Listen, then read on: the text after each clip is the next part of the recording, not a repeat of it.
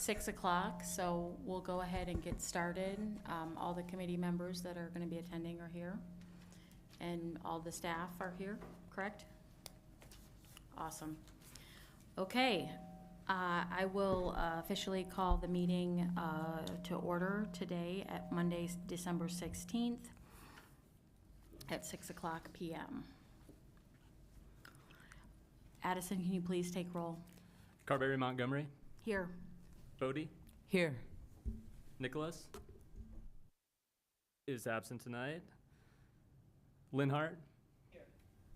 Hollibrands. Here. Hilbert. Here. Pinelli. Here. Butler. Here. Graves. Here. Thank you. Could I have a motion to approve the minutes of December 2nd? Second. Could you take a voice vote on that? Yes. Carberry Montgomery. Yes. Bodie. Yes. Linhart. Yes. Hollibrands. Yes. Hilbert. Yes. Pinelli. Yes. Butler. Yes. And Graves. Yes. Okay, minutes are approved. We are now going to enter into a public hearing to consider the 2025 to 2030 and beyond capital improvements program. Notice was published on December 6, 2024 in the Des Moines Register Community News. I would ask Addison if there were any objections to this notice as published. There were no objections. Thank you. Could I get a motion to open the public hearing? So move. Second. All in favor? Aye. Aye. Aye. Any opposed?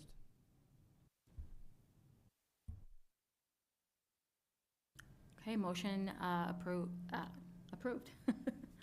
The process that we will go through for tonight's meeting will be that we will go through each section.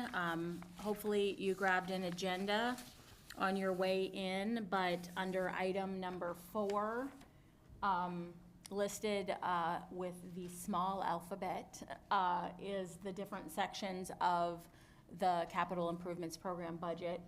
So we'll start with the art section, and I'll ask if there's anyone wishing to speak in relation to that section. If there's no one, then we'll move on to the next section. So if you're here to speak tonight, which I hope you are, hopefully you know which section your item is related to. Just in case you're here to speak on the Aurora and 70th Street projects, those are under Section I, Streets. Okay. We're gonna, like I said, start with the art section. We are not going to be doing a detailed presentation from staff. But if there are questions that the staff can answer, I will ask them to answer them. But if you're here to state an opinion, those will be noted in the minutes. Okay, so we will get started with Section A, Art. Is there anyone here wishing to speak on the art section? Okay, seeing none, we will move on to the buildings section. Is there anyone wishing to speak on any items in the building section? Yes. I'd like to ask a question here. Okay. Do you have your mic on, John? Or can you make sure you're All right. speaking into it? Now we're working. Okay. Just clarify for me, the proposed building site for the police station. Okay, are we just buying the bare ground there, or is there any of those blue buildings to the west they're included in the, John, I am gonna have you defer your question till we've closed the public hearing, okay, fine. and then you can ask, someone will be prepared to answer that question now that you've asked it, to our discussion of the document before we approve it. Is that okay? That's fine. I'm good. Okay. Any members of the public wanting to speak about the building section? Okay, moving on to major equipment. Any public comment related to that section? Okay, we'll move on to section D, technology, and there's nothing in that section, so I hope no one wants to speak on that section. The next section is parks. Is there anyone wishing to speak on any items related to the parks section?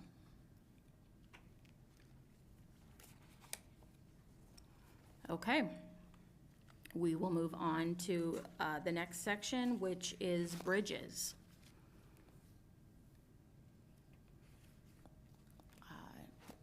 Don't everybody get up all at once?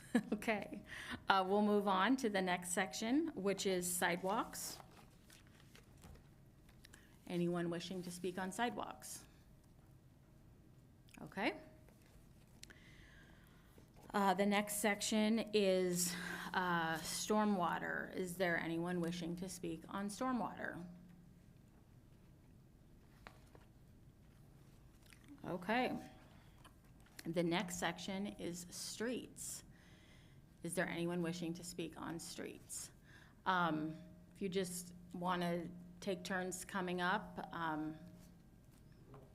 that would be great. Be sure to give your name and address for the record. And you have 3 minutes. Is the green light on? Okay. Now it is. Okay, sorry. Thank you very much. Honorable City Council members and committee members, I appreciate your help. Friends of Urbandale in here and out there, thank you very much. My name is Tom Small. My wife Linda and I live at 4733 76th Street here, just 2 blocks north of Meredith.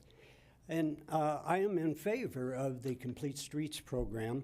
In my opinion, improve safety, and the key word here for me is safety. I like the idea that this program has been being looked at for some time now. Linda and I enjoy many activities at the Senior Recreation Center, and our 2 grandsons go to high school and middle school on Aurora. So this design has been in planning stations to calm down the traffic and reduce speeding. Imagine a reduction in accidents of 19 to 47%. That impresses me. You and I are less likely to get rear-ended by some distracted maniac in back of us, or me driving like an idiot and hitting the car in front of me, causing damage or heaven forbid an injury. Or imagine the reductions of some 20 to 40% of the chances of you and me getting a speeding ticket on the 4-lane speedway. So in the 5 years from 2017 to 2022, there have been 42 crashes and sadly 1 fatality, a pedestrian. I can't imagine the grief that family and friends have experienced from that accident. Perhaps now some good can come from their pain and a chance to improve safety. Thank you very much for your time. Thank you, Tom.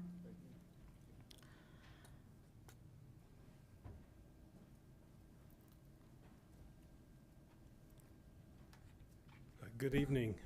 Thank you to the committee for hosting tonight's meeting and allowing citizens to give their input into this plan. My name is Larry Loss, and I'd like to take a few moments to let you know who I am and what led me to attend tonight's meeting.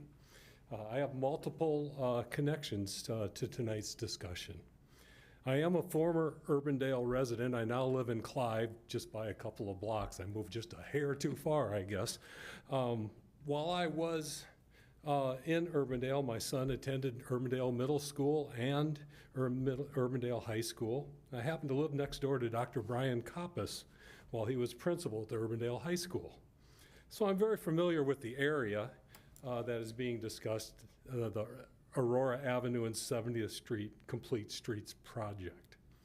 2.5 years ago, I was involved in a cycling accident involving a car and was seriously injured while crossing through an intersection in Urbandale. My injuries required me to undergo 2 surgeries. I was in the hospital for 17 days and I was off work for 2 months. So I have a personal and unique perspective to safety as it applies to the public roadways. And believe me, nobody wants to go through what I did as a result of that accident. My accident led me to begin advocating for bicycle safety issues at the Iowa legislature, and ultimately, I joined the board of the Iowa Bicycle Coalition. The Iowa Bicycle Coalition advocates for cycling safety issues across the state and is actively communicating with 411 Urbandale residents about cycling issues.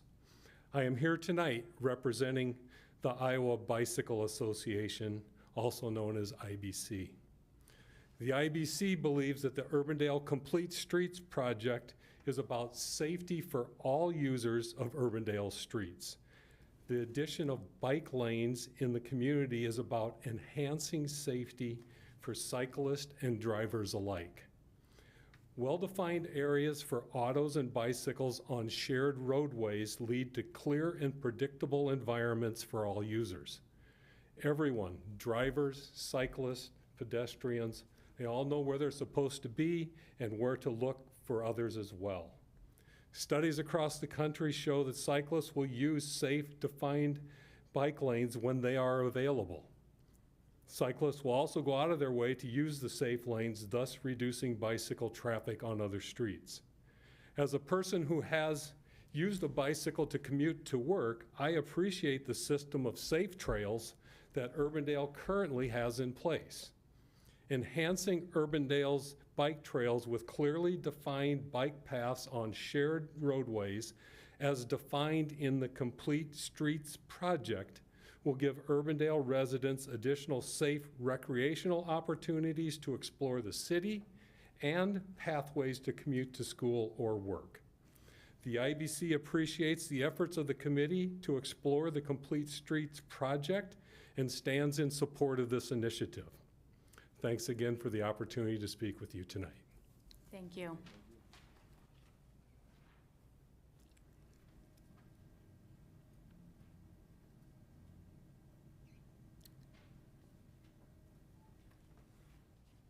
Hi, Melissa Hoffpauer, 4324 126th Street. I am just an average, reasonable citizen of Urbandale. I have 3 kids in the Urbandale School District. I have a freshman and I have a kindergartner. So I'm very familiar with these roads. I know how fraught they can be during the school days and when there's school events and drop off and pick up and all of this. And I'm about to have a high schooler who's going to be driving on them soon. So I wanted to know more about this project, and looking at the, what the city told me to go to, I look at the Complete Streets plan, such as it was, and the community engagement survey that was taken that fed into it. And I am someone who is open to change. I am in favor, generally speaking, of bike lanes. I cycled this morning. My son rode his bike to school. I ride bikes with him all the time. I think bike lanes can be great. I strongly feel that we should respect bicyclists and we should respect, we should share our roadways. But I have concerns about how this would be implemented in Aurora and 70th especially. One of the main concerns is that I was trying to understand how, from the community engagement survey, which listed shared bike lanes and standard bike lanes, so buffered bike lanes and standard bike lanes as 2 of the 3 bottom preferences of citizens of Urbandale in the survey. for bike facilities. So how we got from there to putting bike lanes on Aurora, which is already a bit of a difficult roadway to navigate at times. I mean, I had 2 kids who went to Gloria Day preschool. I've been on this road for years and years. I've been trying to understand it and not really understanding the logic behind it, to be quite frank. And then when I came to one of the hearings in September, the public hearing, I heard that these bike lanes, when they're implemented, people will be able to park in them on 70th and queue in them on Aurora during school drop-off and pickup. And quite frankly, having lived in other parts of the country, this is just not done. You just don't park in a bike lane. And it deeply concerns me that we're going to have high school drivers doing this and seeing how Urbandale implements it, which is like, respect the bikers unless, wink, wink, you're, got to park there to go to school, or you got to park there to pick up a kid or whatever. And I feel like it's very unsafe for the cyclists weaving in. I was parked on Aurora today. I'm trying to imagine how a cyclist can weave in and out of traffic, and this would somehow increase safety. I did hear the points made at the December 2nd meeting about safety. And personally, I think a discussion of having 2 lanes instead of 4 on Aurora for safety is one to have. I think that's legitimate. But adding bike lanes seems to negate the safety aspect of it and brings me deep concerns. And with 3 of the most important people in the entire world to me who are going to be driving that space and wanting not only them to be safe, but the people they're driving around as new drivers to be safe. It's very important to me that this is implemented in a way that is safe. And again, I am open to change and understanding that, but I'm very concerned about having bike lanes involved. Thank you. Thank you. Are there any other folks wishing to speak on the street section of the document?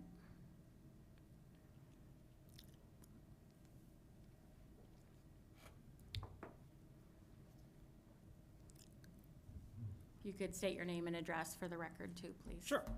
My name is Jason Cook. I live at 9100 Beechwood Drive. And I'm looking at this, and I'm just thinking this is a solution to a problem we don't have. I don't think we'll gain significant bikers, and I think we will severely disrupt the traffic along Aurora. And people keep bringing up safety, but I don't think the safety will be really there. People are not going to change their driving habits. They're not going to magically drive the 25-mile-an-hour speed limit, and what's going to happen is we're going to have increased frustration with drivers, and we're going to see more accidents, not less. And we could see more serious accidents with the bikers.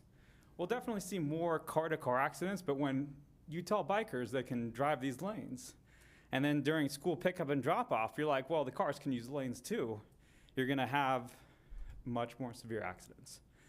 And it makes me wonder, how many people were polled of this? Like, are Urbandale residents really aware this is going to happen? And are we going to run into a situation where the city pushes this through, and then one day parents wake up and say, why is this only 2 lanes? What a mess. I think this needs to be shelved, discussed more. I don't think we need to go through with changing this from 4 lanes to 2 lanes. Thank you. Thank you. Is there anyone else wishing to speak on the street section of the CIP document? Okay, seeing none, we will move on to the always controversial street lighting section.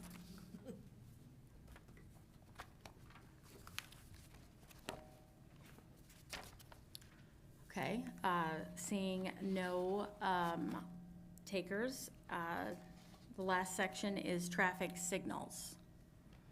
Anyone wishing to speak on that section?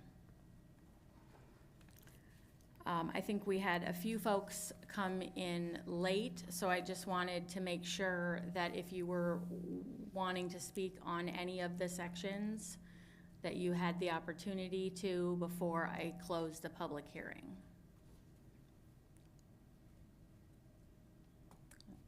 Okay, well, thank everyone for their comments, and I will ask for a motion to close the public hearing. So move. Second, Linhart? All those in favor, say aye. Aye. Any who Aye. are opposed? Okay, motion the passes. motion to close the public hearing is passed. So now the discussion is amongst us on what we want to move forward towards, to the council for their public hearing and adoption of the CIP on January 21st. So I will go back through each section, and this would now be an appropriate time for John or anyone else to ask questions to the staff related to items in the CIP. So we'll go back through like we did for the public hearing. Is there anyone wishing to speak on the art section? Okay. Buildings, I think this is where you had a comment, John? That's right. My question was, is whether the real estate that we're buying out there for the police station, whether that's just the bare ground, or if we were including any of the blue buildings to the west. Right. Thank you, Councilmember, CIP Committee. The parcel that the city purchased for blight remediation purposes at the southwest corner of 100th and Douglas was just the land, not the buildings to the west. Okay. Well, that leads me then to the next comment or thought or whatever. First of all, yeah, I can see the merit of the location, but I can see some pretty severe drawbacks there to this thing. First of all, the railroad track there bisecting the one corner. Now, like the chief said last time we met, he said, well, cars are out, most of the police cars are out anyway, and the trains, what railroad action is, there are just a few cars anyway, so that's not really an obstruction, but I still don't like it. Now, where it's gonna get complicated is if police vehicles need to come in or out of the station, and heavy traffic, we get back up the lights there, and a police car needs to go west, I can see some problems. It really, this deal really bothers me a little bit. And the other thing that's bothering me is I look at the drawings, what we're proposing there, and I go and look at the real estate, and it looks to me like we're awfully crowded there. I guess it surely will work on there, but I wish there was more space. I'm just not totally happy with this deal, but maybe it's the best we can do. So if you don't like that deal, there's only two ways. If you think you need more space, like I kind of think we do, then we're either going to have to condemn some of the buildings to the west or find another location. And the locations are, for this operation, are going to be scarce. I really appreciate your comments, John. Looks like our police chief Yeah, sure. has some response to your concerns. He's the one that's going to have to live with it. Right, so just a couple comments. First, we're not 100% set on that site. There's no permanent plan in place that we're going to build there. We bought the lot, the city bought the lot for blight remediation, so it looks like it will fit a police station on there using the model that OPN had come up with as far as the space needs. I agree with you, John. I wish there was more ground there. I wish there was a bigger spot, but to stay somewhat centrally located in Urbandale and have a big enough piece of ground to do something on is pretty hard to come by. Yeah. So it's not an ideal site as far as that goes, but I think it is workable if that's if we look at it and continue to look at it and build on that. A little bit about the traffic backing up. We do have the Opticom system that runs the traffic lights. So if we turn our top lights on, it turns the traffic light green for us. So that will move the traffic out of our way most of the time. That's what we do now when we have to get from one area to another and we're running across traffic lights. Those systems that we build into our traffic signals automatically change for us when we have our lights on. So I'm not as concerned about getting in and out of that area. I think that will happen fairly smoothly.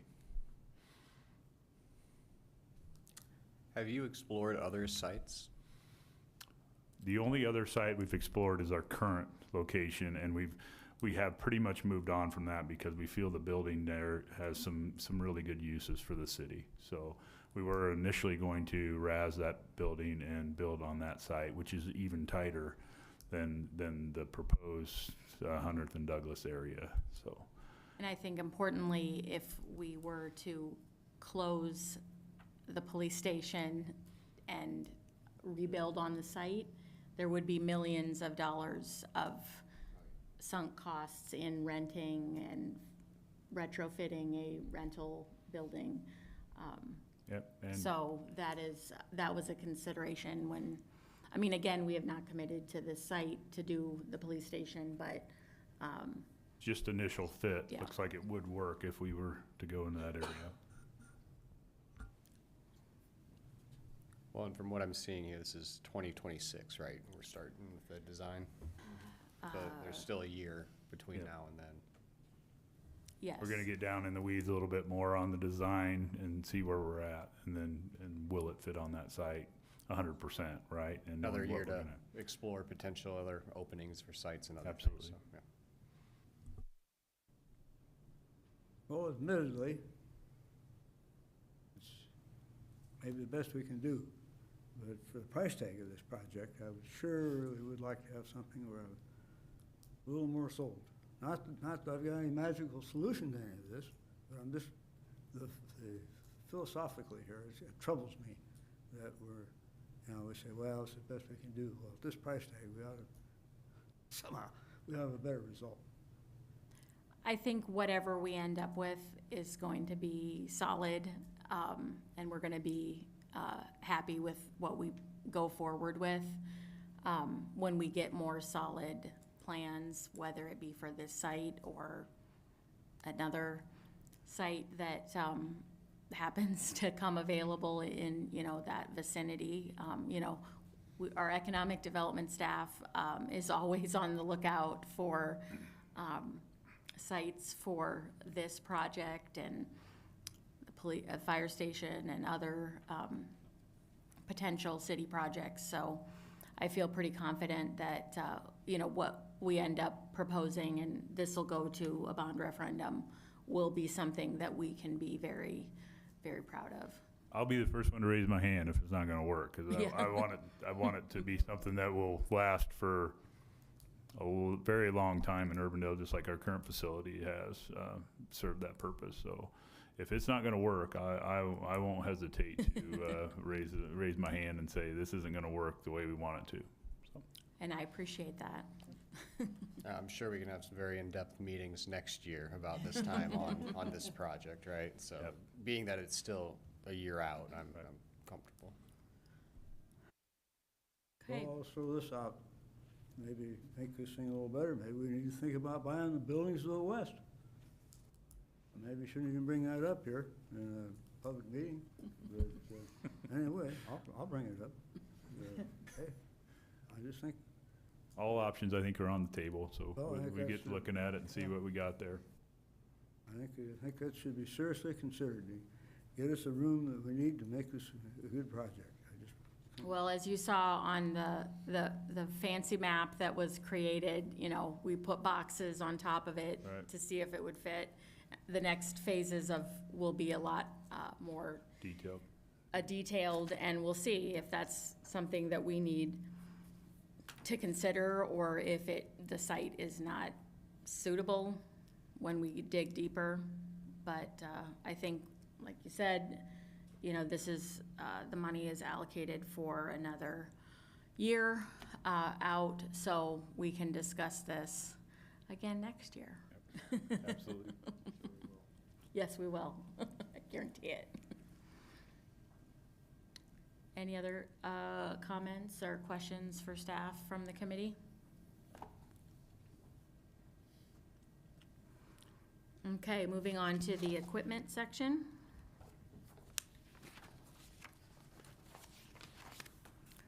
Okay. Nothing in technology. I know Jan's dying to talk, so anyone have any questions on parks? Oh, okay. Nothing on parks. Bridges?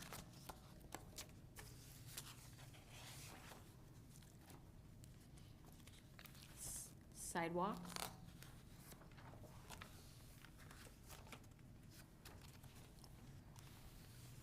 Stormwater?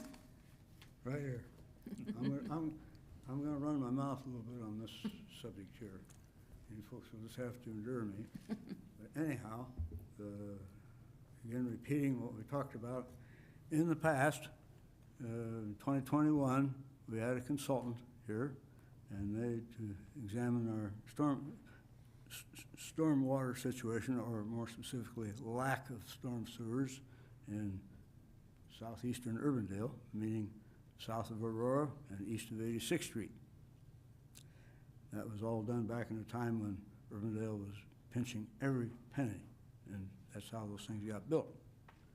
Well, anyway, our consultant identified, I think it was 7 drainage basins, as they called them, and to correct this problem was going to take, at that time, $100 million. You know, I suggested that we hit the worst cases and think about $80 million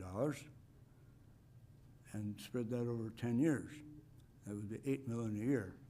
Well, I advocated this for a couple of years, and it's gone nowhere. I've got nowhere with it at all whatsoever. So I guess I'll maybe try another approach here. Again, the idea being to get storm sewers into the regular funding cycle. The way it is now, you're talking $100, even $80 million project, and you look at what we've got scheduled, it amounts to a little over $31 million a year. Folks, we're not serious. You know, if we want to do something, we're going to have to spend some money. Otherwise, we might as well just say, hey, next time it floods, well, sorry, you guys live in a cheap-ass part of town, and flood's a flood. And I just think that that's not right. But anyway, that's how it is. So what I'm going to suggest now, and I'll probably make a motion to this effect, is that we reallocate $12 million from the streets program and $3 million from the parks program. How much from the streets program, John? 12 mil. Okay. And 3 mil from the parks. Now, that's prorated between the relative size of those budgets. If you go back to the financial section there, why, you can look at we're talking about the 10-year program. So just prorating those two things now. That amounts to a 8.7 reduction in the fundings for parks and also for the streets. Yeah, the people that administer those departments are not going to be very happy with me, but it's not fatal. We got to get the money from someplace if we're going to do something. Now, I guess the real question for this body, are we really serious or not? If we're not serious, let's just say, hey, we're not going to do it. You know, let's get with it. Either get serious about funding this thing or not. And the way it is, this is a joke. Anyhow, I would further suggest that we that 15 million I'm talking about altogether, pulling here, would redirecting, or however you want to call it, 7.5 mil in the first 5 years and 7.5 mil in the second 5 years. Now, that plus the money we're already planning on will get us just about halfway through the program. And that'll be another 10 years after that before we really get home. But again, I mean, this is a significant project, and we are not, if we're going to do it, and that's really the thing here, I think, for this body. If we're really going to do it, well, we got to get it on the program. Otherwise, just forget it. Worry about it. So anyway, I'll just simply make the motion that the committee recommends to the city council that in our 10-year funding program that we pull $12 million from the streets program and $3 million from the Parks Program. Put that out as a motion, look for a second if there is one. You want to repeat the motion that? Yes, you- Holly Brands, there was a motion to pull $12 million from the streets program, along with $3 million from the parks, for a total of $15 million to be redirected to the storm water That's initiative over a 10-year period. for a 10-year Over- period. Yes.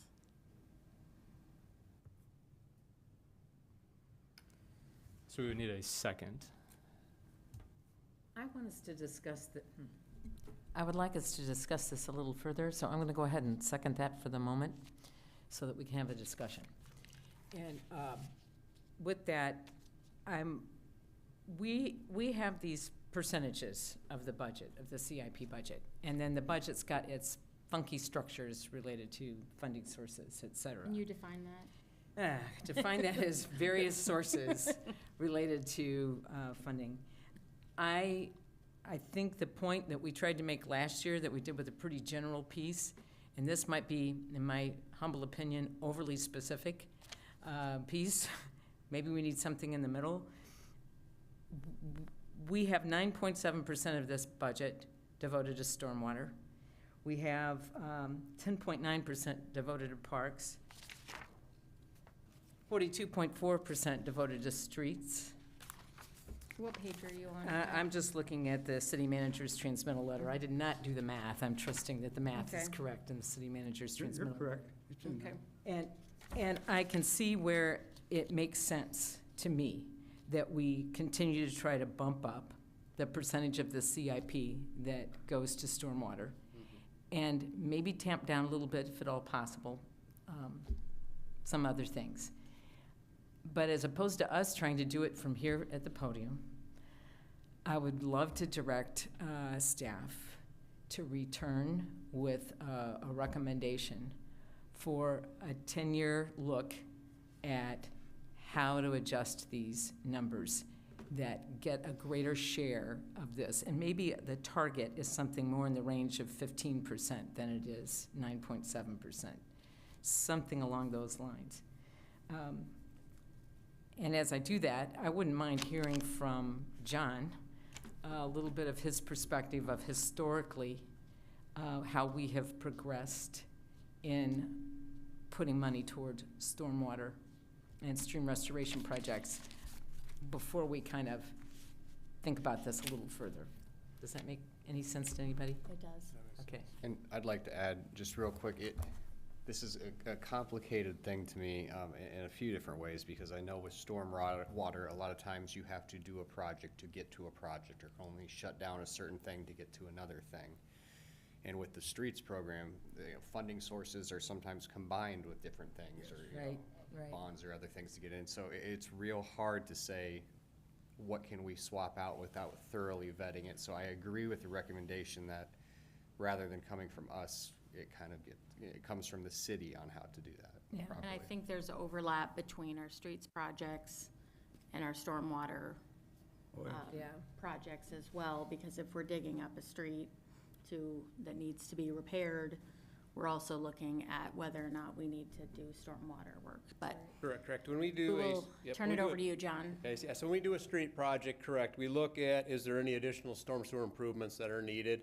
Also, when we do a stormwater project, part of it is done through stormwater funds, part is done through GOB, the bonds. So, as we said, we've only had the report for a few years. We had done some projects prior to the report, so I guess we can always, look to add more. The direction last year was to try to add more projects into the CIP, and I felt like we did that this year. There's a couple projects that moved forward. I added a new one within the next few years, and then added a couple more that might be in that 5 to 10. So I think we heard the committee, tried to add more projects into this, but as was said, the tough part is again, you start in one area, and again, you can only go so far because people have to walk to their house while the street is gone. That takes a while. Then you move to the next section, and then typically, you're running into winter, so you have to make sure you stop where you don't end up with a road out through the winter. And then we pick it up the next year. And again, we have been trying to move around different parts of town, because one neighborhood I don't think wants nonstop construction for 10 years in their area. So I guess that's the approach we've taken. We can always look to see if there's more increased funding, but I guess as of right now, we feel like we did add a lot of projects into the plan. Well, my response to that is, yes, we did. But my point is, we need to accelerate this. Now, hell, I'm aware of all these problems here. But somehow, we're not going to, at the present rate, we're simply not going to arrive. Something's going to have to give if we want to do anything. That's the ultimate point. We are not going to arrive at the present rate. Well, my 2 cents on this as a city council member and also with someone whose family suffered a 6-figure loss in the June 30th, 2017 rain event due to inadequate facilities in that part of town, is, there is John is trying to do a very hard balancing act of doing as much as we can without overburdening a neighborhood for an extended number of years. Because I can only imagine the frustration that people feel. I've not had to deal with it more than a few hours at a time if, once a few pieces of concrete got replaced in front of my house, but of not being able to pull in your driveway for 6 weeks or longer. I don't know. I just think there's always room for us to try and do more, but I feel like we have made, the council and this committee have made very clear marching orders for the engineering department on that we want to see more done, but if we had an unlimited budget, we could still only do a certain amount per year without inconveniencing an entire quadrant of the city.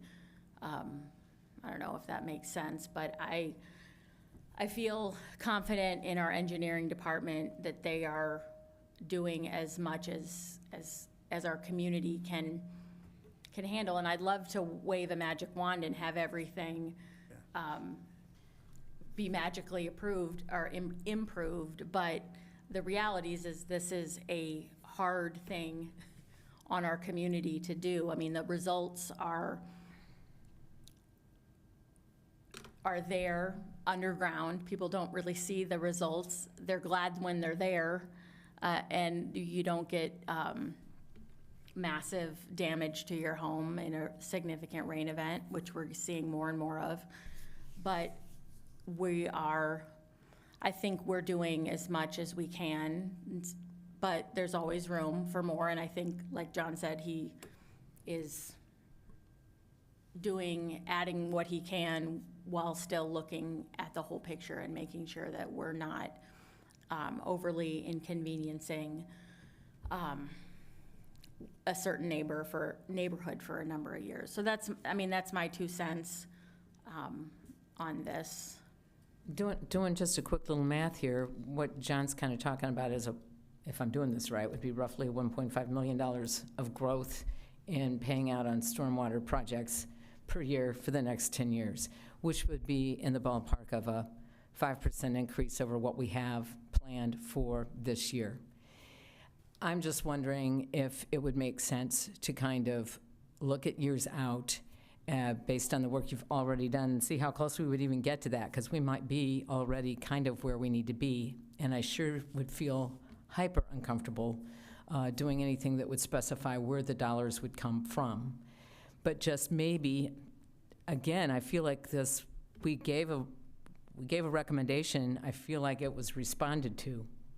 And I think we got to be careful how much more we ask for, how specific we get when it is a very challenging piece to pull together on the ground. Sure it is.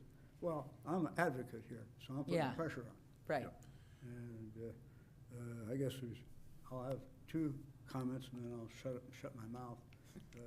First of all, It will rain again, trust me, it will rain again, Rain hard. heavily. And then we'll wonder, why the hell we didn't get this done? Where were we? That's one thing. And the other thing is, there's two ways to go at these projects. And the way we're doing it out here, kind of piecemeal, small, don't overload the neighborhood and all that, yeah, I can understand that, and that's the way lots of these storm sewer retrofits are done. Well, I did have a up close and personal experience in the city of Des Moines on Franklin Avenue. Now, that was a massive project, and they brought in a company that was really in the business, and they tunneled under Franklin, for example, and they did a lot of work there. They brought a lot of manpower, they brought a lot of machinery to the job, and they got the job done pretty fast. One summer, on the area in front of my brother's place, they got it done, whole thing. It was amazing. I didn't know something would move that fast. I had a huge argument with the city of Des Moines personnel. I said, Jesus Christ, we're going to be, even my brother ain't going to be able to get in his driveway for 2 years. Well, he always had access to his driveway. But it takes a different mindset and a different set of bidding specifications, because if you're going to have that kind of a project, then you're going to have to set time limits, performance limits. It's going to be an entirely different concept than what we've done out here, and I'm not necessarily going to advocate it, but I'm just going to suggest it. We just need to look at some way to get this deal accelerated. I guess that's the end of my comments. Thank you. Yeah, and I realize I did do my math wrong because it's a 5-year CIP, so ignore my math. So John, what's your take on this? Like, if we were to recommend for next year that you allocate more of the city budget towards, from wherever, toward storm sewer, would that be feasible, or? Again, yes, I think we could do more. I think we need to spread it around the city. There's a couple other things. It's the funding, and it's also having contractors available. A lot depends that we don't control is how much else is going on in the metro. We don't control private development is another issue. That tends to be slowing down right now, but during the peak times of like when development's going on, there's a shortage of contractors. They don't have enough contractors to build the new subdivisions, and we have a hard time getting enough bidders on our project. So it varies from year to year. So again, you could increase the funding or try to do more projects, as long as in my opinion, we just have to keep them spread out far enough that, again, we're just not overburdening one neighborhood too long. I would encourage the committee here as well, if you look at your project summary from the prior year to 25 to 26, this ramps up and doubles pretty much every time. Yeah. So what I'm kind of wondering is maybe after that it tailors back down. Maybe are there any projects that can populate, looking out to 27 through 29 in there? So it's not looking like it ramps back down, goes up and comes back down. If there's anything that makes sense. And I think some of the things we look at too is, as we move forward, we always look for projects, can we move them forward? But sometimes, you might hope once we've figured it, maybe it's a 2-year, it's a 3-year, then you start getting a designer and getting it all figured out. Next, oh boy, that'd be a 4-year project. So we have to kind of adjust things from there. So again, we try to put them in with our best estimate and best time frame, but until we hire an engineer and start doing the design, we have to fine tune it once we get to that point. So, but I think I've heard from here, we will look at other funding sources and other things we can do to try to do more work each year. Yeah, maybe consider this the baseline that we want to try and go up from, might be one way to think about it. Yep. But I really feel as though there's been a lot of great response to this over the last couple of years, and it is just a big challenge. I'll call the question on the motion. Okay, let's take a vote on, Yes, the original motion was to pull $12 million from streets, $3 million from parks, for a total of $15 million to go towards stormwater. That was a motion by Hollibrand, second 15 by million Bodie. over 10 years. Over 10 years, correct. So I'll run down the list for a yes or no. Hollibrands, Yes.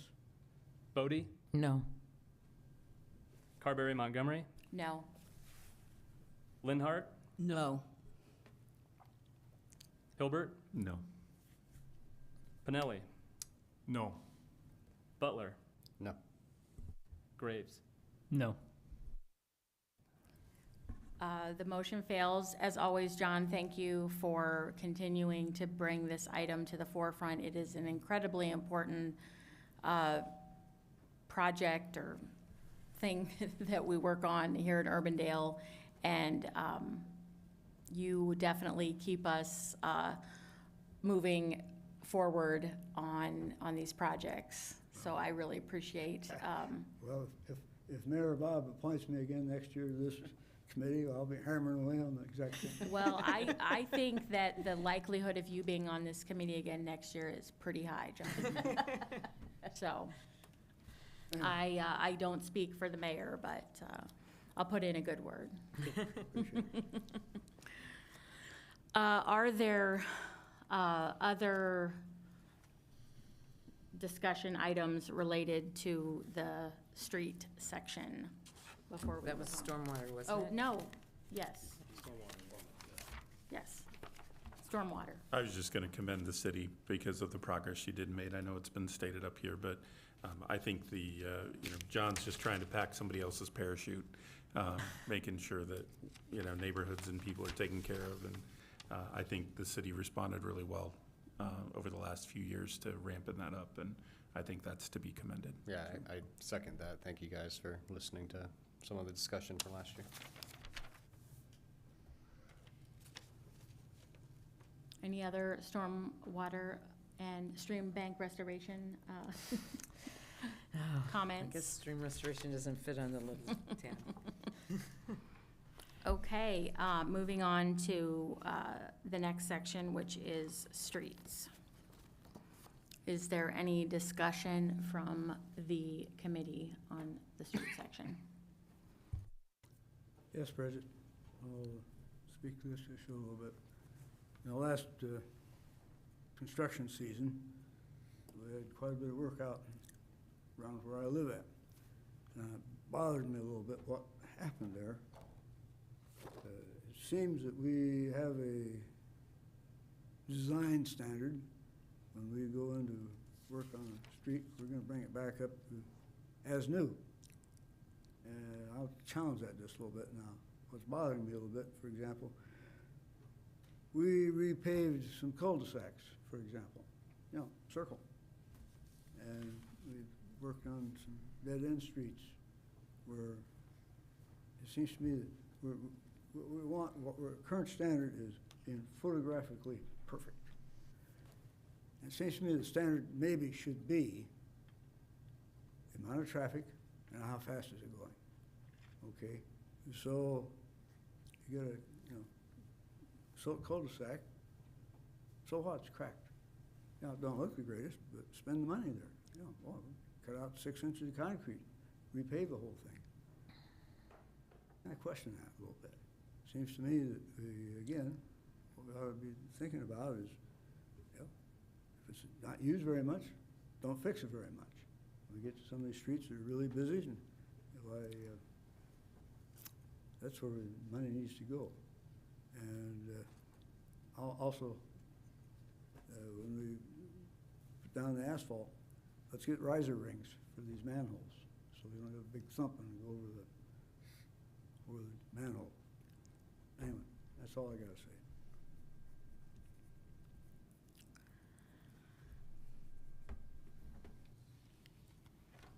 Would you like anyone to comment, or No, just, okay. No, I could run on, but, Okay, thank you for that, John. Other discussion items related to streets? I'll be the one to chime in here. I think given the audience that came tonight, it's only appropriate that we at least, touch on and mention the two projects that have a little contention to them. You know, in hearing all of the comments, I think that the bulk of the comments are directed towards the Aurora Avenue project as opposed to the 70th Street project. And so I think I can be comfortable with that 70th Street project specifically. The Aurora Avenue project, I'm a little torn, and I'm just a little torn because, as some of you yourselves have mentioned, I'm just not educated enough about what that project is and everything that is going on, and, you know, how it's making things safer versus maybe not. And it seems the public is kind of a little torn as well, because we've got those in favor and those that are against. And so, in being that, I feel like it's worth that mention, and if anyone else on the committee here has anything they would like to say to that tune, I think now would be the time. So. I don't know if John wants to make any comments, but I will make a couple. I was on the Complete Streets Committee at the time of the master plan study, and have worked with Complete Streets as a consultant in the past. I'm long retired, so no conflict of interest there. But the research on these projects is really pretty clear, that they do improve safety, and that they even improve driving outcomes for those under age 35 and those over age 65, which is one of the things that I value about these projects, which rarely gets a mention. The other thing they do is they provide a great deal of connectivity for our trails network, and so we're aiming for that as well. So there's multiple benefits. The one thing I would love to have people kind of keep in mind here is that this project in particular, while I think it's concerning because it is bike lanes and there are times during the day where parking is kind of a prevalent piece and there's the pickup and drop off of students, it is still ultimately a paint job. And if for some reason we get surprised, those of us who think this project makes sense, if we get surprised and it proves not to be as an amenity as we anticipate it will prove to be, it's a paint job. So it is not the end of the world to go back and redo this if for some reason the design gets wrong. Now, there have been 2 public hearings on this. I attended both. And there were issues that were brought up at those public hearings, some of which were kind of touched on tonight. There is a potential to look at those again, particularly the 75th Street turning radius, the turning piece and the length of the lane for that, and then over on 70th and the parking pieces. And John might have some more detail about some of the different pieces. But if this project were to move forward, then we would be going back and having some refinement of the design based on what we have heard from the public so far. So personally, I still think it makes sense to keep it in the capital improvements program and send it on to the council for review. I found myself, I listened to the public hearings. I wasn't able to attend, but I did listen. Those were just meetings, they Or weren't official not public hearings, I'm hearings. sorry, Yes. input. Thank Just you. to Thank you. clarify. Input piece. Thank you. See, this is why I get nervous when I'm up here. No, I meant but I to. appreciate make it. Would have corrected me. I just shut up. I Too soon. absolutely, I appreciate clarification and specificity. That's all great. But I found myself, when I was listening to these input sessions, agreeing with everybody. Like, oh yeah, that's right. Oh, no, that's not good. And myself, I live in the neighborhood, and so I had my own personal reaction when I heard about this the very first time, and trying to put that aside and just thinking through, okay, as a community, what does the community really want? What does the community want to see? And I think it seems to be, this issue seems to be one of those things that really people have opinions on. And I've been on this committee now for close to 5 years, and this is by far the most talked about and element that people want to share, and people show up to meetings to share, which I applaud. Thank you to everybody who came tonight. And so it's one of those things where it's like there's not going to be a right answer for everybody. The CIP, we exist to receive public input and make recommendation on money. We don't do design. We don't do, we're not approving those elements tonight. We're approving money. And so One aspect of that, in talking about design though, because those things are shown certainly to inform us and to have us help make informed decisions. You had mentioned that 70th Street, there weren't a lot of comments about that. 70th Street actually is the part that concerns me the most, because it feels the narrowest. It feels like adding, I love the idea of 70th being a 3-lane road. But I don't know how I feel about adding bike lanes to that, or share roads, if I'm saying that right. Still learning. But I think there's a lot of concern, there's a lot of questions, and ultimately something will happen. And I don't mean something bad will happen. I mean, we'll either move forward with the project or we won't. And that's where the city council ultimately will make those decisions. But I have concerns. I've talked to just neighbors and friends, and there's people that just have issues with it, and there are people that think it's going to improve safety beyond a reasonable doubt. And I can see everybody's point. I mean, it really is something that could improve safety. I just think the resolution of 75th Street is a problem. I mean, 75th Street, I drive that lane that way every morning. And coming down 75th when people are dropping off, or driving on 75th when it's pickup time, 75th Street off of Aurora, north of Aurora, is just backed up.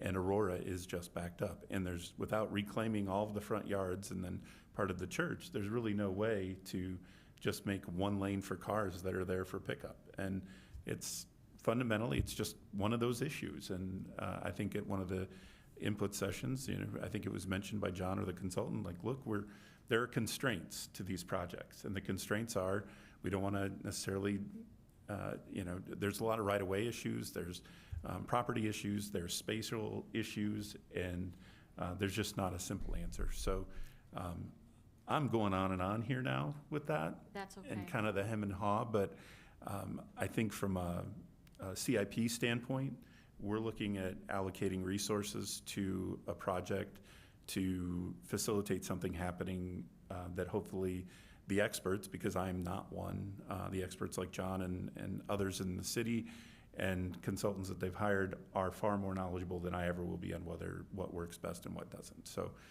with that, I don't know how I feel about it all, but we'll find out in a little bit.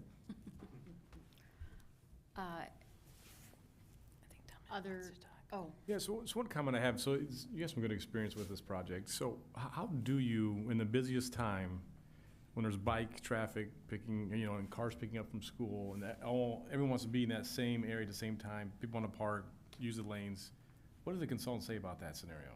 Well, I'll let John speak to what he thinks Snyder and Associates would say to it, but here's what I would have said 10 years ago when I was doing this work.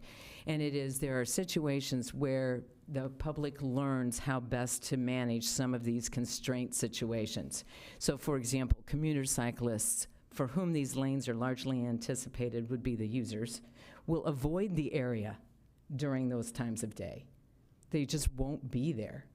And if they do not avoid the area, they will enter into the flow of traffic, which they have the right to do, or take the sidewalk. And they simply work it out for themselves based on their experience. These are not inexperienced riders in these bike lanes. That's not their intent. They're not for kids. They're for the commuter cyclists. And that's who uses them. And that's one of the things I really hope people can kind of grasp, because that's the way they unpack, that's the way they're used. And a lot of, and you're not banned from using the sidewalks. No one's banned from using the sidewalks. You can use the sidewalks. And I, for example, as a cyclist, never would ride Ingersoll Avenue until they got the bike lanes. And now I will be willing, and am willing, and have used it. But I didn't use it before. Mm-hmm. And so I think it's a matter of personal comfort and safety, and then you make your choices based on what's happening in that realm. Okay. Thank you. And John probably has a better answer. No, I completely agree with what you said. I just wanted to put it maybe a little differently, is if you think about it today, if you wanted to ride your bike on Aurora during that time, you're riding in the lane of traffic with the cars, just like you would then. The only difference is today, that outside lane's gonna have cars parked in it waiting to get into the middle school, so you're gonna have to ride in the through lane. With the proposed one, yes, they'll be blocking that bike lane, but the through lane is still there, so you'll merge in with the through traffic and go around the school area, then you can go back into the bike lane. So again, I think it functions a lot like it does today, and as Pat said, you know, a lot of people probably will avoid it during that time. I know there's people that avoid driving through Aurora during school pickup if you're not going to the school. You just don't want to be in that congestion. Sure. Okay.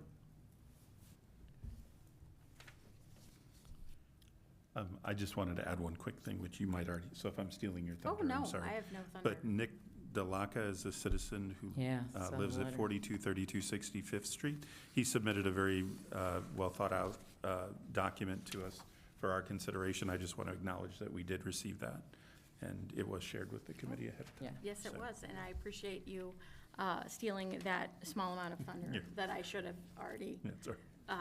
indicated. And I also just wanted to make sure that those in the audience, on the table outside, there is a very nice handout related to the 70th and Aurora project that our consultants created for us. So if you didn't grab one of those, grab one on your way out, and I think we'll figure out a way also to get this on our website in the appropriate areas related to the CIP and Complete Streets.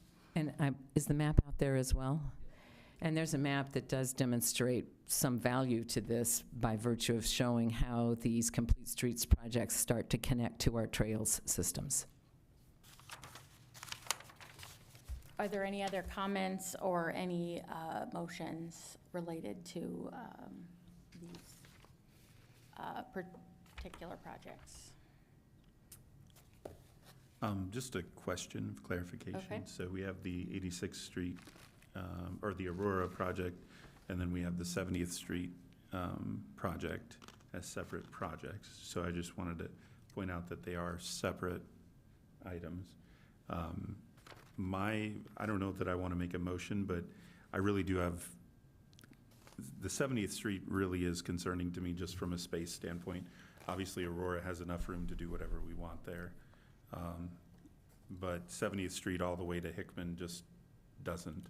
I mean, it's basically a two-lane road with markings that tell bikers they can use it too, which might encourage more usage by bikers, but I don't even know if that's a desired outcome. It clearly is to connect trails, but anyway, I just struggle with that a little bit in terms of adding bike lanes, particularly to the south towards Hickman.